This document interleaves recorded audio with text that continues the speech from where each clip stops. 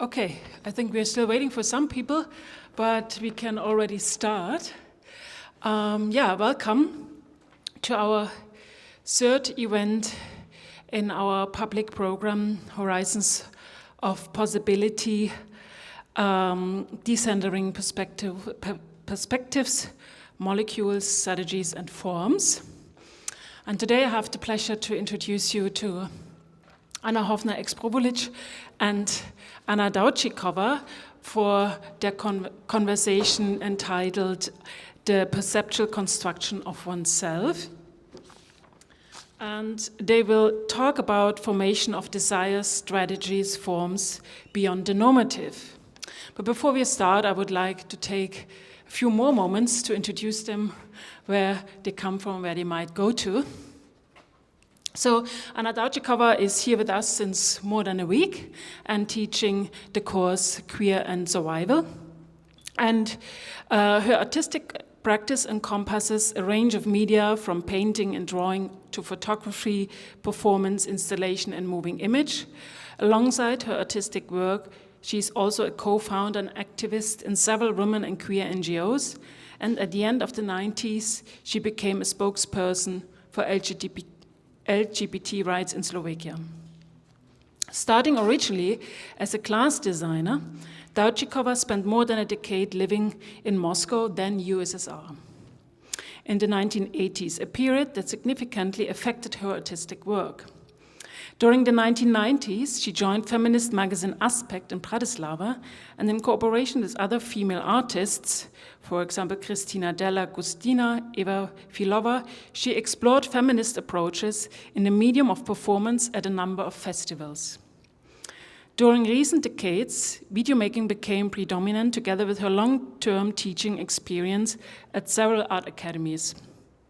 After exploring potentials of queering desire and non-normative sexuality, her focus turned towards video essay accompanied by voice-over narrative. Welcome, Anna.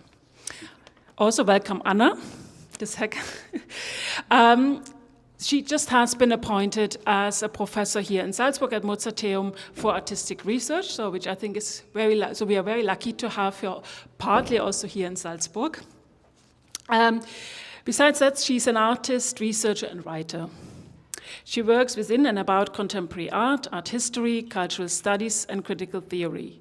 She's interested in queerness, display of global capital, coloniality, and the East, forms of escape, early psychoanalysis, as well as politics of memory and war. Hoffner works with video, photography, installation, and performance. She employs means of appropriation such as restaging photographs, interviews, and reports, and searches for ways to desynchronize normative belongings of body and voice, sound, and image. She works explicitly against the current domination of corporate aesthetics, images of disgust and horror, and the right-wing establishment, by insisting on analysis, contextualization, and reflection. Hoffner seeks to introduce temporalities, relations, and spaces in between iconic images and highly performative events of our totalizing contemporaneity. Her book, The Queerness of Memory, was published by B-Books in 2018. And together with Angela Anderson, currently her work can be seen in Innsbruck in the exhibition called Bitches. So welcome, Anna and Anna.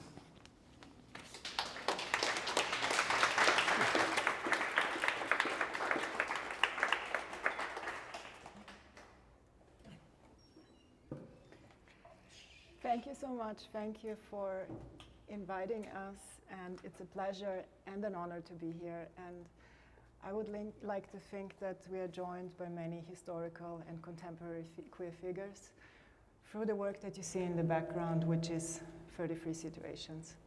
So 33 Situations is a work that was done between 2007 and 2015, but it is actually based on 33 scenes, a textual work, a script, a research project, I would also like to say, that started in the 1980s when Anša went from Czechoslovakia to Moscow. And there is one particular scene I would like to read out loud. Place, Moscow, 1984, Embassy of Czechoslovak Socialist Republic, a large Stalinist-style building, consulate office room. On the wall, a large oil painting of a landscape with industrial construction, red flags on each crest, study bureau and upholstered chairs. Persons, senior officer, a man about 50 years old, swollen face, steady eyes, blue and cold.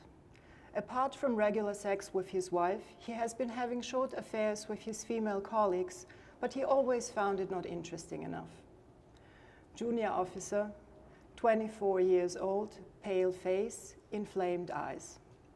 A visitor, a transgender person, citizen of Czechoslovakia, 33 years old. She's staying in the USSR because of a love affair with a Russian woman. Situation. The visitor puts the CSSR passport on the table and says, "I'm coming to give up my citizenship. After 3 years of living here in Moscow, I have decided to stay here and become a citizen of the Soviet Union." Long silence. The senior officer is leafing slowly through the passport, then his steady gaze starts drilling the visitor's eyes, and the senior officer says, "Comrade Daučikova, you certainly understand that, be this, say, in New York, we would react differently.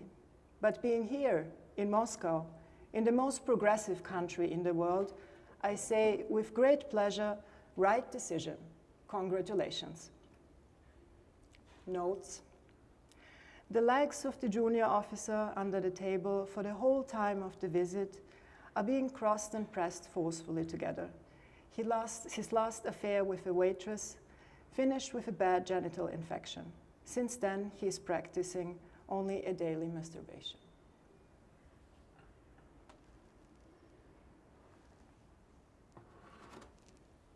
Yeah. Thank you for reading this. Yeah, I always think about that these 33 situations don't have a paramount point, you know, that it is a kind of a row of a chain of the different kind of extremal moments or very banal situations which I was a witness to, and some of them are my situations, like this one. But now I understand that it can be, there can be different readings, of course, but that this can be quite a point, yeah. And yes, I went through this, and I have to say now, with many years after, that I'm very happy that I survived. Yeah. That the perestroika came, and the changes in Soviet Union, the crash of the Federation republics, Socialist Republic, made possible traveling, and at a certain point I could sort of travel. I even wouldn't say back, you know. I just traveled further, but the backwards direction again, to follow another love, okay? So that was the thing, yeah. I wanted to read it out because I found it really interesting how you turn the mechanism of observation that the state is performing against itself. So you do something quite similar, because the state was observing in order to detect anomalies, in order to punish, in order to create categories and make regulations, state regulations through sexuality. And you do something that is maybe, that has to do with observation, but it's transforming the notion of sexuality of that state. Because suddenly sexuality is random, or it's just boring, or it's just something that people do, but it's not something that defines somebody's identity, and then also cannot justify putting somebody in prison or punishing somebody for this practice? Yeah, I think I started to make this work only in 2007, and I came back to Czechoslovakia then in 1991. So it took me something like so. Were encouraged by my friends that finally this, I don't know, luggage of experience started to be interesting. Because after the collapse of the socialist bloc, the Soviet phenomenon, you know, and culture and politics and everything, was the first reaction was just to deny it and to put it aside, just as if it never exists. Like it was all the time said like, let's make a thick line and start anew, you know, this kind of thing. And then we, with the coming years, understood that the thick line is not possible to be made, that it is a kind of fiction, and that things which wanted to be put aside and so on is still there,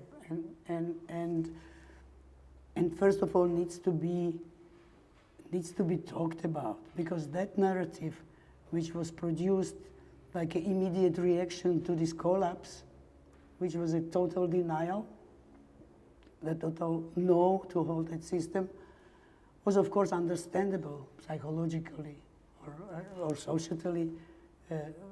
We got free from some kind of burden, like control from Moscow all the time. So it was also a kind of upheaval of feelings that we are free. But it was very soon understood also that it's an illusion, that from one slavery we became slave of something else, you know. So that this thing is, and suddenly it was interesting to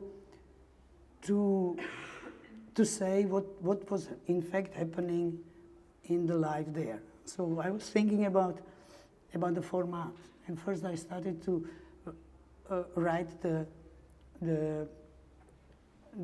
this situation as a sort of scenario or something like that. And I was inspired by my colleague and friend Anthony Auerbach from London, who told me like, go, he encouraged me really like, go and write it down.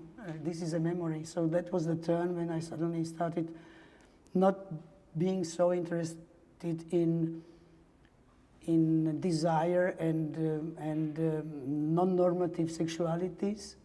It went a little bit aside, and I started to be interested with the memory and past, through Anthony's like kind of inspiration or support. So the format of the work I understood it as a kind of mockery or mimicking the formats of police report or medical report, not only as a bullet point scenario like place, a cast, situation, and notes, you know. So it went together like this. At the same time, in 2007, I was always following the Soviet post-Soviet situation on internet. So of course my friends were there, and that was a piece of my life. So I was sort of connected, and I understood that with Putin's taking the position, the things started to change in an absolutely disgusting way. And the first sign were that suddenly I heard, I heard a lot of interviews with different people. Suddenly, my own approach, where there was suddenly the words like, homosexuality is the illness which is the diagnosis of the Western societies. This is the Western problem. We Russians, we Eastern people, we are healthy. We don't have that. And if you want to have this perverted world, just go there. So it was the first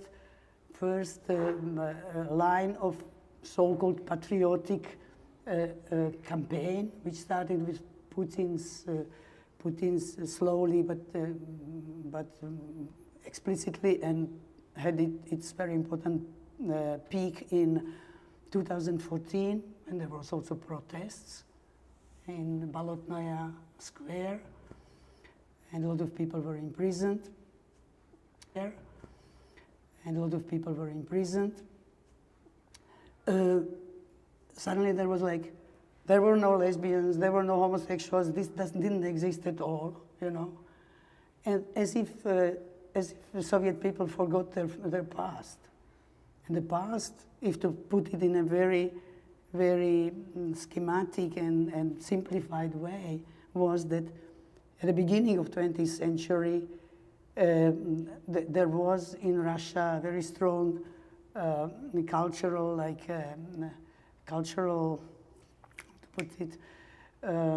situation where the sexuality was really like explored. It was a very urban thing in Moscow and St. Petersburg mostly, and the poets and the people of culture really practiced quite free love lives, you know. So such things like being non-normative as for the sexuality or sexual practice was kind of not raising the questions at that time. Then after October Revolution, for some years, the Bolsheviks' understanding of the new society was liberal in this way, you know. There was also a attempt to dismiss marriage, like or deconstruct it from like deprive it from this mysterious, you know, ceremony which is a promise for whole life and all these things, into the simple citizens act that you sign some kind of paper at the police, we are together, and you go, yeah, and no special orchestra is playing around that, yeah. So this was the practice for the first years, but then came 1932 with Stalin already, and 1932 is the first. It's a start of Stalinist how to put it, you know, genocide in a way of the thought of the yeah, these kind of things. The law was reached the law that homosexuality is a criminal act. Okay, 1932. Whole Soviet time, homosexuality was a criminal act. And such people as me and all the others were always under the always have to count with the possibility that if it is necessary for anyone or for the system or whatever, then there is a paragraph, and you will get from 5 to 8 years of prison because of homosexual practice. So someone could inform about you, you know, and if the system, if the network decides it is good to do it, it's always possible, then just you're imprisoned, and that was it. So then comes Yeltsin, and Gorbachev and Yeltsin, and the sort of 90s were wild 90s, where economically it was completely wild and terrible, but culturally it was quite a vivid situation, all these things. And Yeltsin dismissed this law. Yeah, now we have this law back with Putin in a kind of, you know, in different shape, and that shape is that they have nothing against homosexuality. Yeah, be if you want, but propaganda of homosexuality is criminal act. So if you show that you are a homosexual, you in front of a youngster, yeah, you are already ready to be you know, a sentence, etc., etc. So you can use this kind of thing. Such people like Parajanov, director, was imprisoned during the Soviet time for homosexuality. Several singers, yeah. And today we know about a lesbian activist in St. Petersburg who was taken and put to the prison as well, and many others. You know, it's so. So at this point, I understood that I have to bring in the sexuality into the text. You know, because these are the situations which really happened, and I knew some people in Moscow who were homosexual, and I heard a lot of stories. So I started to make a kind of intarsia, to put into these texts different things I really heard. But it is not necessarily fitting with the people who are there. So when I say a senior officer at the embassy, how could I know how he masturbates and if he masturbates at all, you know? But I implemented this sexuality moment into his figure to create the fiction, but this fiction is a component from the existing things, you know? So it is just a technique which mostly the people who are writers are using in writing any kind of novels, etc., that they are mixing in for different reasons, mixing in different facts to build up the reality, which as a whole is not an evidence of a real situation. At the same time, it is evidence of a lot of features and things of that time, you know? So it's not a lie, but it's a fiction at the same time. And this tension between fiction and documentary is there, yeah? It's incredible to me how many similarities there are between Eastern European countries. For instance, what you said about this eruption of new homophobia. This is something I could totally relate to the ex-Yugoslavian space and what happened in the early 2000s. And early 2000s, 2010, when there were public attacks on queer people and the first public appearances. And the thing was that this was completely misrepresented everywhere in Europe as something, it was misrepresented in a very colonial way. It was feeding on a very on the narrative of the backward East, basically. So it was a clash of what was happening there and an eradication of the activism, of the stories, of the struggle that people had, and how people were seen and what was projected on them from here. So basically, those people who were organizing the first Pride back then in Belgrade, and this was one of the most one of the incidents that went through the media the most. So these people were the same who were anti-war activists, because anti-war activists were, many of them were gays and lesbians, many of them were those who just rejected to go to war. And this kind of discontinuity between anti-war activism and then queer activism was replaced with another narrative, was replaced with the narrative of the East that is not capable to emancipate in order to enter the European Union. And I think this is something that, many Eastern European countries have in common. So this is one thing that just came to my mind now while listening to you. The other thing is how long it really takes to be capable to say something about the experience of '89, or in general about the experience of what happened in the 90s. And it is quite striking to me that it took 16 years to be able to formulate what was going on. And then the moment you formulate what was happening, you see that actually what you're writing about the past now is in a different version, in a different variation, happening again, or that it is that somehow history really does repeat itself in that sense. One could maybe also say that because the Yugoslavian story is different because of the wars in the 90s, so it was not only an economic change, but it was really a change of the whole state formation, and everything, basically everything changed for the wars that happened there.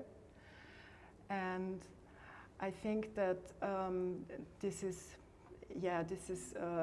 maybe a different narrative in terms of trauma and memory, but still this delay or the belatedness is there, that it took time, or maybe it still takes time to relate to this past and to find words for that experience. But the moment it is there, as I said, it immediately connects to something in the now. Yeah, I mean, I also observe this kind of, waves, backlashing, sort of some kind of processes which are opening to make the life more livable, and that backlash which is closing again in Slovakia as well. You know that and you say in Yugoslavia, just some cultural a playground can be a little bit different, you know, but just a little bit. You know, for Slovakia, Slovakia and Czech Republic to get become a member of European Union was a painful process as well, a very painful process, where the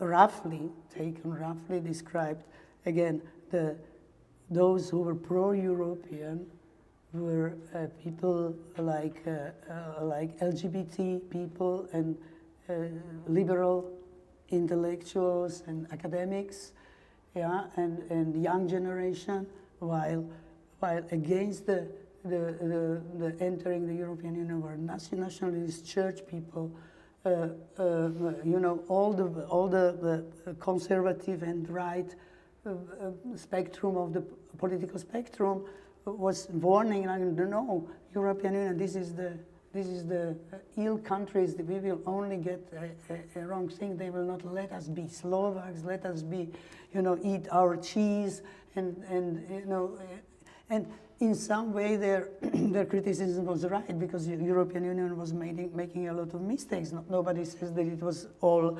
fantastic and only good, but it was constant, you know, blurring the real, you know, discussion about it with this kind of very ideologically backed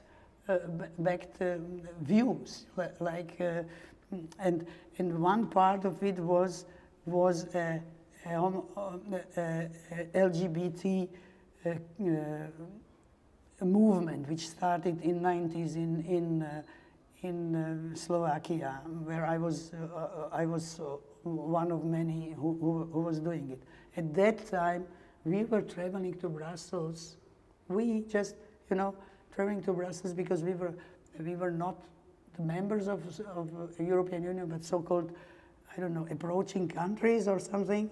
So we were like, they were checking if we are okay or not. Yeah, there was this. But at the same time, in Brussels, they were sitting the officer, someone, not Slovak, but someone, you know, speaking English with us, where we could display the situation and explain the situation of LGBT people and life and homophobia, you know. So at that time, we also got some small money from European Union program FARE, so we could produce the publication, like LGBT in Slovakia. And at that time, our community, imagine Slovakia has 5 million inhabitants. Yeah, at that time, we were something like 100 people.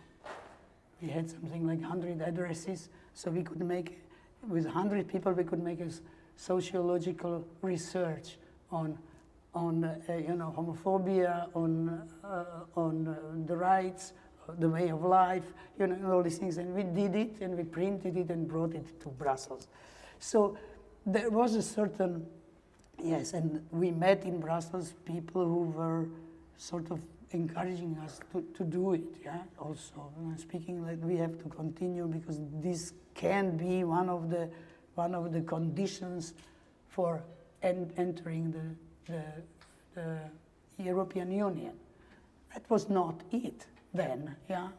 When it came to Slovakia to be accepted, so the main thing was economical problems. The main thing was how the political spectrum looks. If there is enough balance, yeah, between left and right. And many other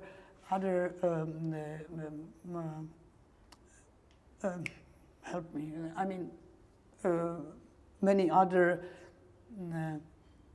requests which was put upon us to make this kind of the membership possible, and it was not the freedom of LGBT which would be pronounced loudly, And at that moment we entered the European Union, and it was also a start of taking over slowly again the conservatives over the achievements in 90s, The achievement, we also made a gay pride, but then there was a pause in gay pride. It was not coming for some time, and the discussion was somewhere else completely, and it never came back, while the Christian democracy, church, and all the others were, of course, preparing very, very thoroughly anti-gay and anti-homophobic things. So they, of course, prepared a legislation which then in 2000, in the year 2000, 2001, was really in place. It was connected with so-called Vatican Treaty. Let me just say very quickly this. Vatican is working as a state on one hand, and as a church on the other hand, and Vatican is using, once it is a state when it is necessary for Vatican, when it is just a church. So they play this kind of twofold game with us. And the problem is that the Vatican state started to make a so-called Vatican Treaty with all the post-socialist countries about marriage, only heterosexual normative marriage, about no adoption for children for same-sex couples, and all this legislation was, and also the rule of teaching religion, Catholic religion, as a subject at the board schools. Yeah, so completely bringing in the clerical state, which was there during the Second World War when Slovakia was pro-Hitler country. Yeah, so the thing was that suddenly at 2000 the fight was about Vatican Treaty and LGBT, and it was like and all the rest of the society was looking as a soccer game, at us, and we were in new media very often, speaking about that we have rights, and the people who were from Christian democracy saying, no, you're sinners. Yeah, so this kind of discussion was, and no public person like actress, like Liz Taylor, or some, the people who could stand up and say like, hey, stop this funny thing, and it could turn the social milieu. It could turn the atmosphere. You know, if someone said heterosexual would take our side in a way. So we were left alone, talking to church. You know, talking to church, and this was a kind of a spectacle for the society. Today, nobody knows even that it happened. It just disappeared. Slovakia still doesn't have a registered partnership. Still, there is nothing about adoption. You know, there is no, you know, and we are living, yeah, the daily life, you know, and young generation, they, of course, are living their lives, and it looks like okay. My students are telling me, why are you nervous? We are absolutely okay, we are gay, and nobody says anything. Yes, because we are young, and you are in your pubs where you are young. Yeah, but as soon as you will enter work and all the other possibilities, the situation may very much change.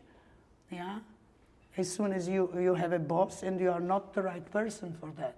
And why we are not in media? Why it is impossible to be in this funny television and be a television, I don't know, conferencier for the non-normative or non-binary person? Why not? Where are we? You know, we can then tell it together with. I last used in another of my work an Indonesian non-binary people. I saw the documentary where this Indonesian Varia person, the name for non-binary is Varia in Indonesian language. It's wonderful because it means combination of male and female, Varia, you know, because Fria and whatever is coming together as Varia. But it looks like variation for us. Yeah, so this kind of thing that this Varia person is saying, like, why don't we have jobs? Very simple, you know, it's as simple as that. Why don't we have jobs? You know, we are privileged because we are artists. We are in the bubble. We are living in kind of thing. Sorry, so I was doing this kind of things. No, I'm very happy to hear all of this. One of the main interests I had in this work was in queer as a method, as queer as using queer as a tool to write history.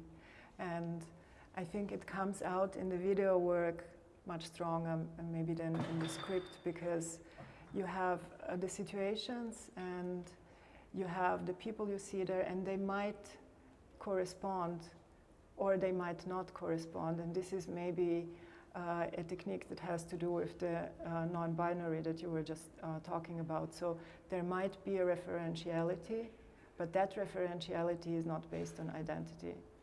And I think that this encounter that we have here, encounter between the people we see and historical situations, is really what I would call a queer writing of history. So one that does not rely on clear identification, that does not rely on a direct experience, that does not rely also on things like inheritance or generational sequence. But I think it's a beautiful way to show how a different writing of history is possible.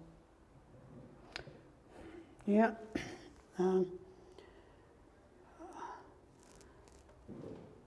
This problem with identity is something which is my constant concern, you know, and I'm constantly trying to understand more about it, and you can see how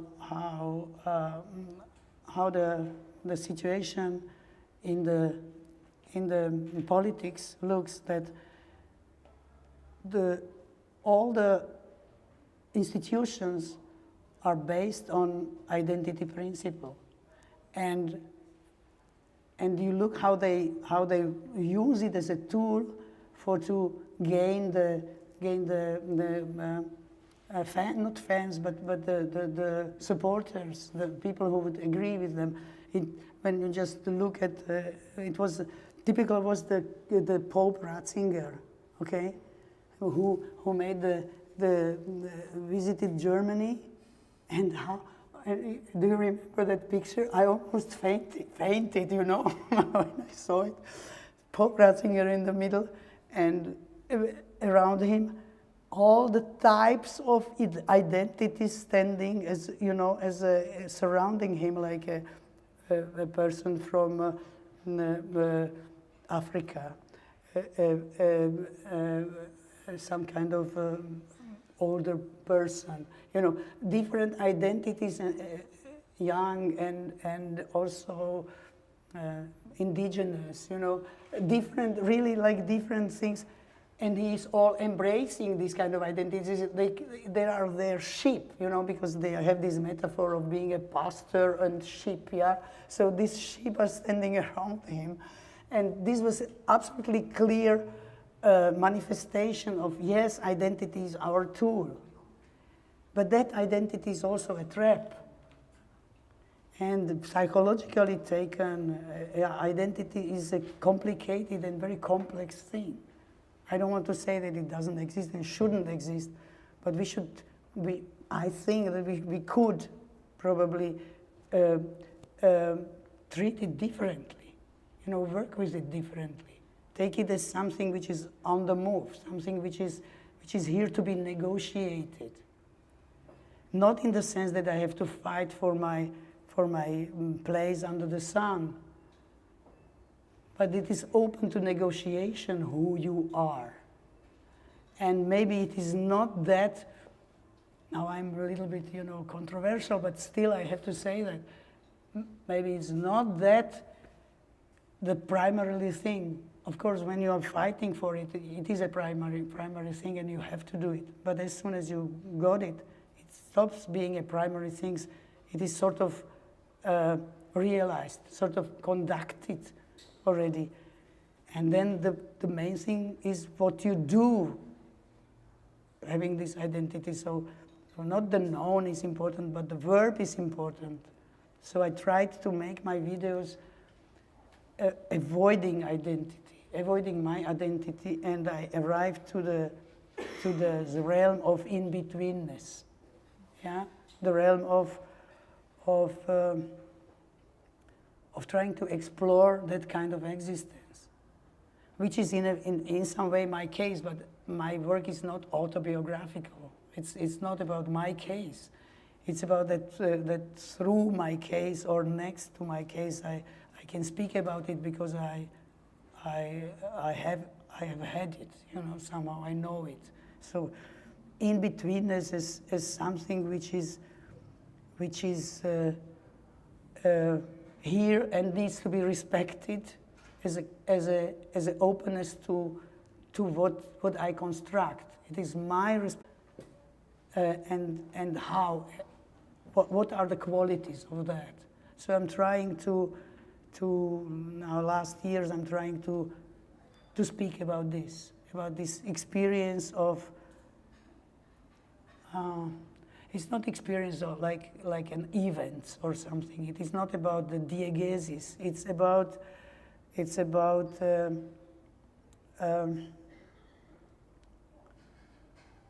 about perception, self-perception. It's about building up one's non-binary self. Yeah. And we were also talking. It's about the sensitivity, the in-betweenness, a sensitivity to the outside world and how to relate to others. Yeah, I hope that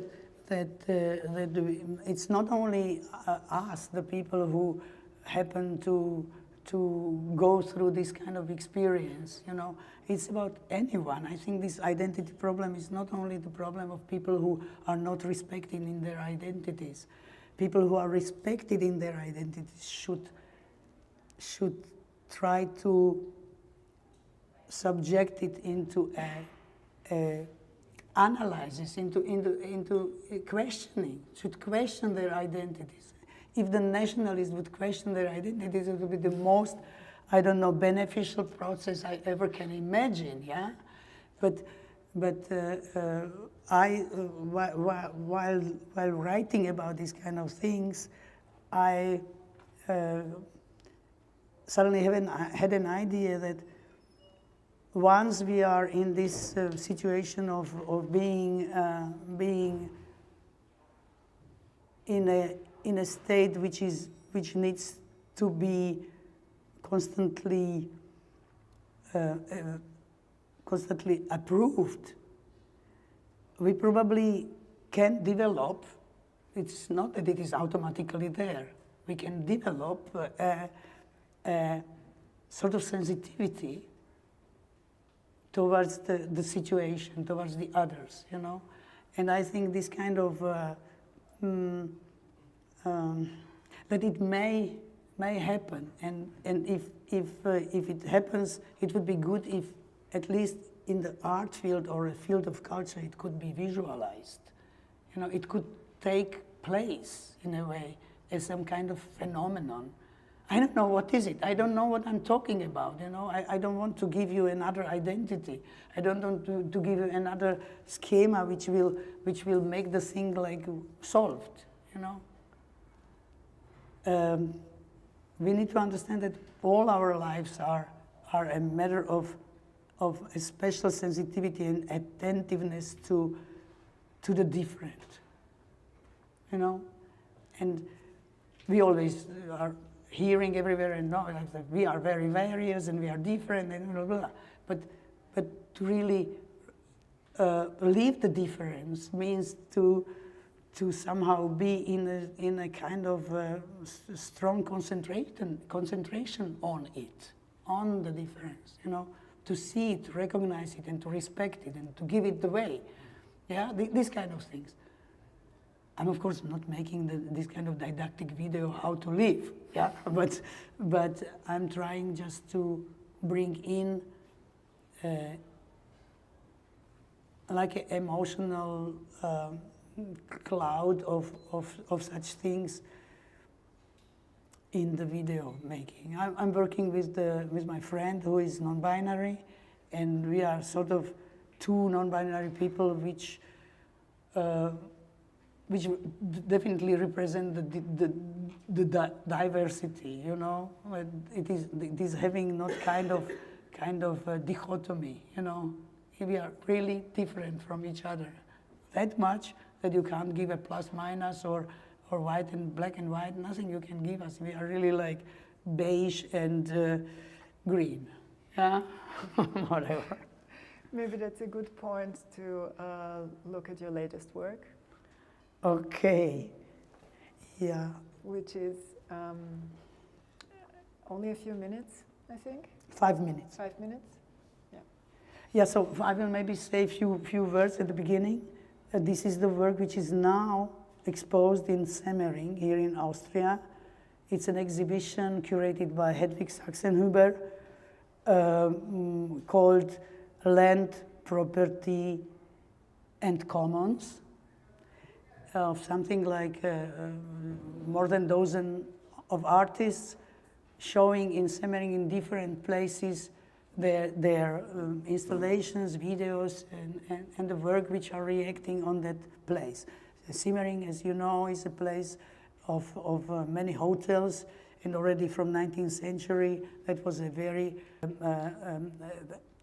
like a noisy point where people of all kinds, you know, who only hadn't been in Semmering, like starting with Freud and finishing with, I have heard from my friend that also lesbian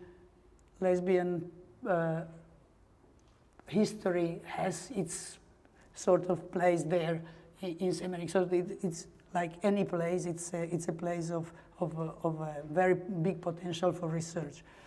So we went there and we were fascinated by the hotel, Südbahn Hotel, which is non-functional, abandoned building with a lot of rooms and absolutely a labyrinth of this kind of porous architecture where you go through. And we started, could we have also sound? and we just made an intervention in this hotel together. My friend Norma and me. Yeah, so important thing is the captions. The captions are talking, giving some kind of thoughts, and visual line is giving a practice of intervening into the space.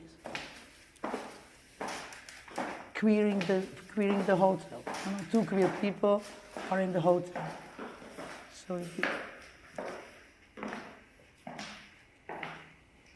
a little bit louder.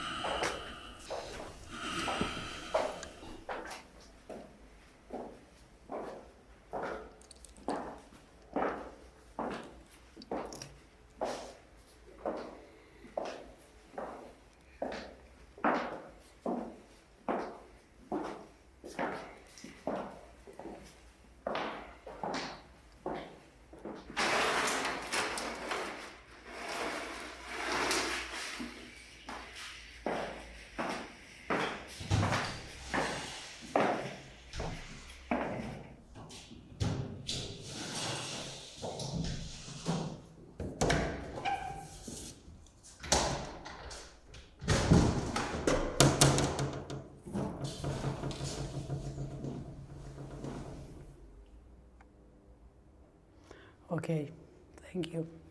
Thank you so much. I think it's a good moment to open to questions from the audience. No? Not yet? Yeah.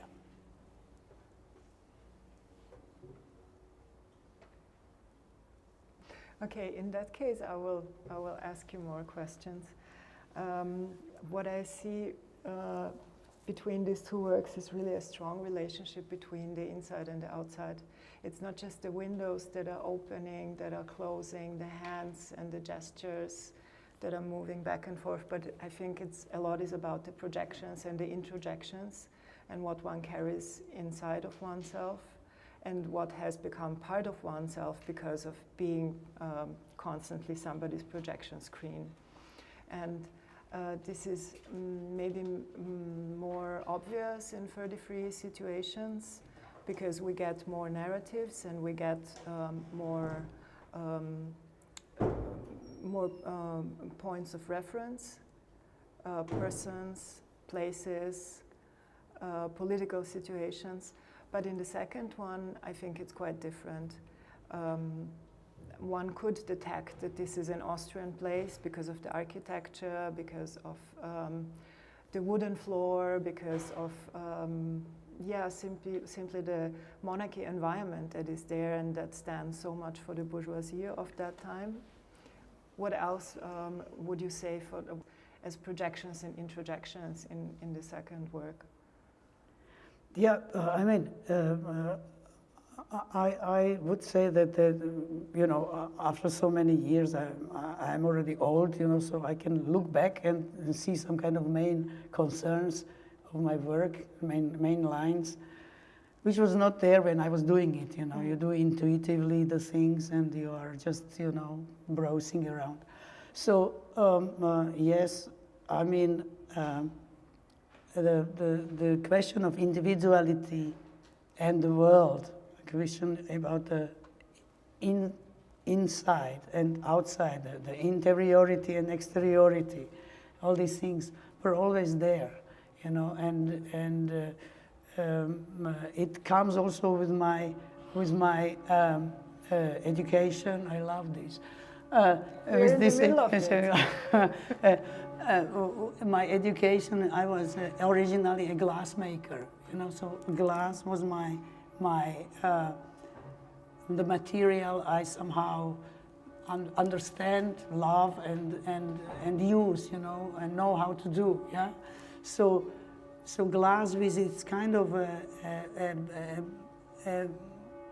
ambivalent of being something which is you know, a membrane which is cutting the space, at the same time invisible, you know, this kind of controversy, being there and being not there, you know, so being on one side and on the other side, inside and outside, it's already this kind of optical problem. It's also a geometrical almost, you know, can be expressed geometrically, these kind of things as a sort of scheme. So coming from this glass experience, let's say, from this material experience, I somehow found myself thinking about a projection. So when I started to make video, I somehow understood better what I do through already having an experience in glass making as an optical problem, yeah, as an optical problem, and then video also as an optical problem too, and as a geometrical problem. There is a certain geometry in my works, yeah, at least in an overall composition or something like that. But what I want to say is that this understanding that my interiority is not a universe per se, which could be believed that I was born with or for, or somehow it is intrinsic to me. Rather, I would say it is a projection from externalities.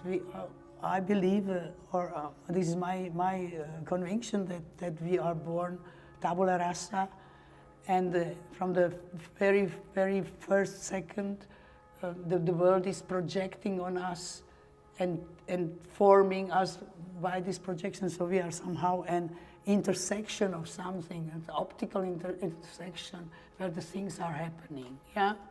So I thought, like, when thinking about privacy and the political life and polis, yeah, being outside and inside, this kind of thing has the same constellation, yeah, where the privacy is a projection of the public, and public is being attacked constantly back with the projection, you know. So it's a kind of beaming there and back, which makes our understanding our world, or something like that. Now I'm really a little bit going away from what I'm usually doing this, but I want to say that when I was contemplating about the privacy in Soviet Union, making this kind of 33 situation, I understood how much the private life was a reflection of the outer condition, how much we believe that privacy is a kind of island where we are safe and we are we are sort of protected from the outside, which was not true. That outside was there, was with us, and we lived that outside in our internal circumstances, and of course it was a political being. Yes, personal is political, as feminists are saying. Yeah, so you have it even without feminism. You understand that kind of the overlap, that kind of constant process. Yeah, but here I just followed this idea in a little bit different way, and it was this fascination by this architecture, which we wanted to not penetrate, but sort of, go through, sort of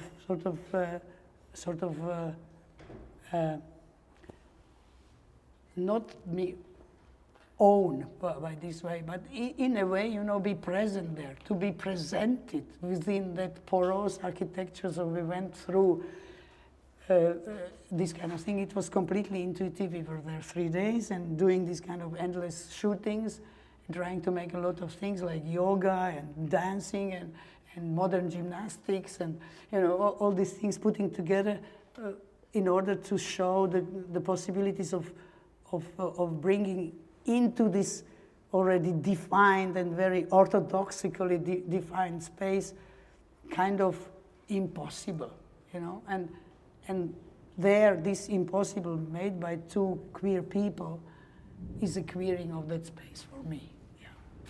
I think so too, because it was made for a heterosexual performance, because that space of the bourgeoisie was made in late 19th century for the heterosexual family, and putting these bodies in it, even from a distance, makes us see even more how much it was made for a heterosexual performance. But I was wondering how, or what, oh, it starts raining. Look, we are even changing weather with our talk. First the church bells, now we're changing the weather. Stop. Okay. Good. Anyway. So this technique of the camera, if nobody stops me, I will continue talking.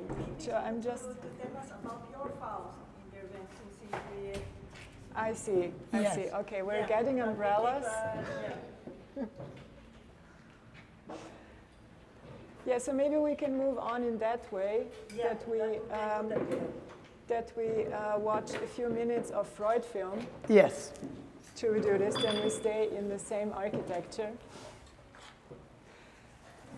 Should we wait for the weather?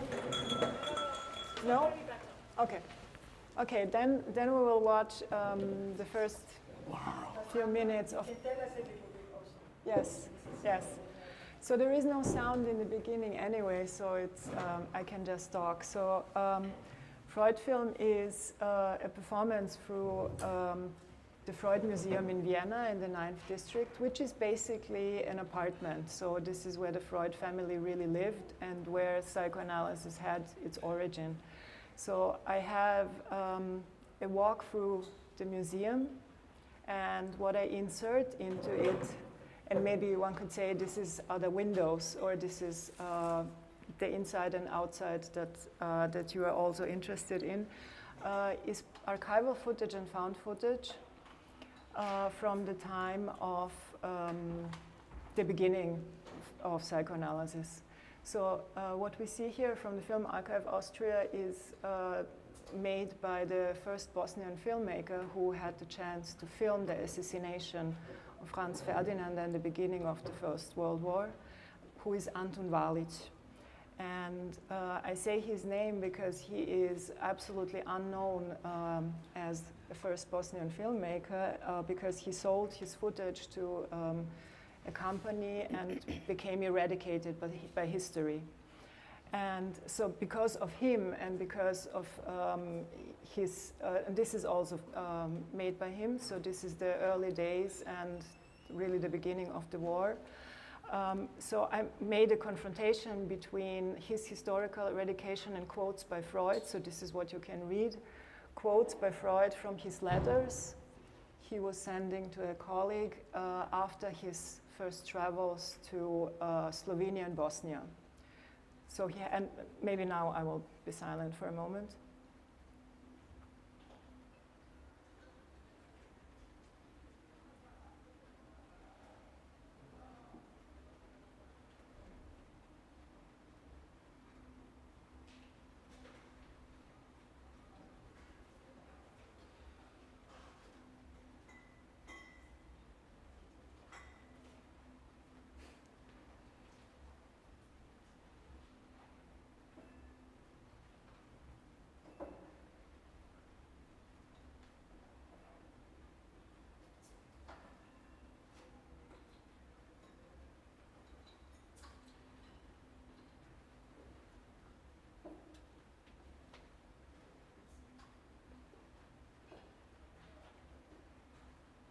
Yeah, so on one hand, Freud's impressions are about exoticism, it's the incredible landscape, and on the other hand, on this over-importance that people put onto sexualities. And actually, he's making a border, he's really creating a limit to psychoanalysis as something that applies only to certain people and not to others, which is from today's perspective, something that does not fit to the practice itself. But it was interesting to me to put it there in confrontation to Anton Wahl's of this filmmaker. So this is how the archival footage comes here together in the space of the Freud Museum. And the first thing I thought when I saw your video was that it is the same architecture, it is the same context. So that's what I was thinking when I said now, it was made for a heterosexual performance. It was made for the emergence of one particular family that could be analyzed, but that happened already in a colonial context, that happened in a context that, I'm just distracted by the way, I'm sorry. That I think was maybe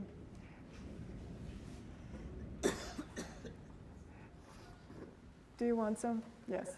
Cheers with water.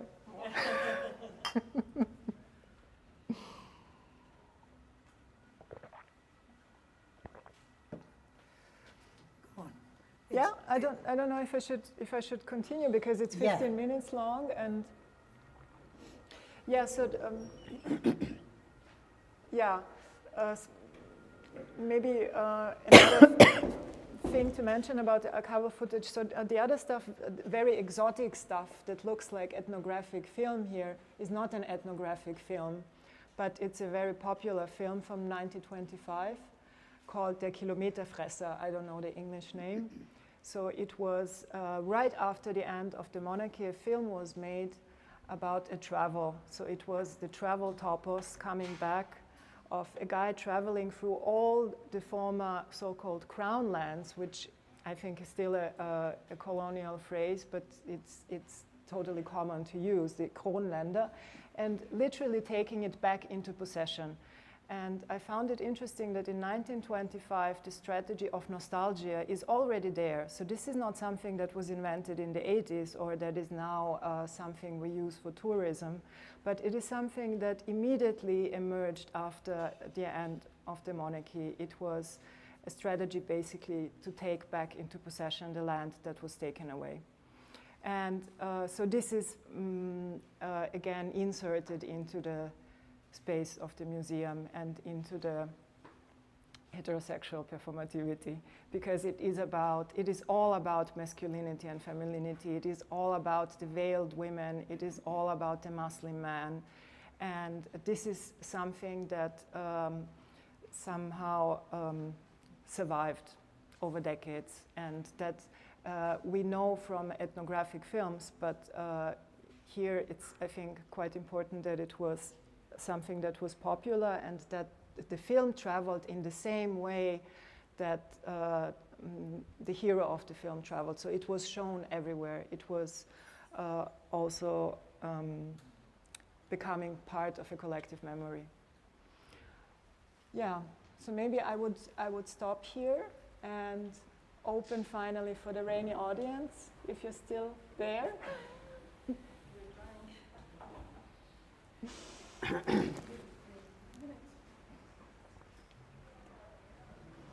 So if there are any questions,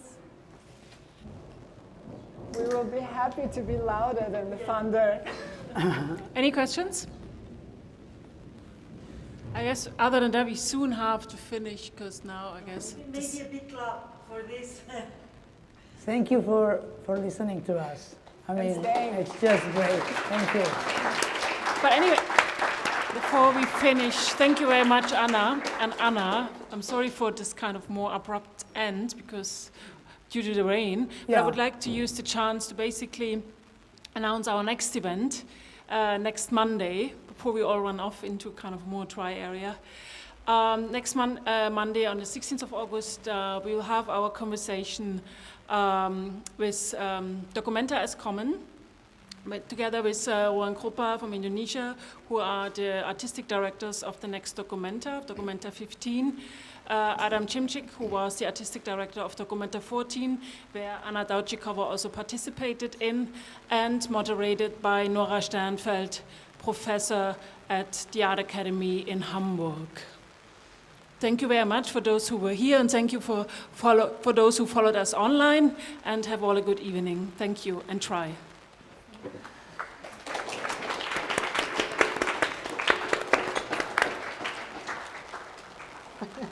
Shake hands.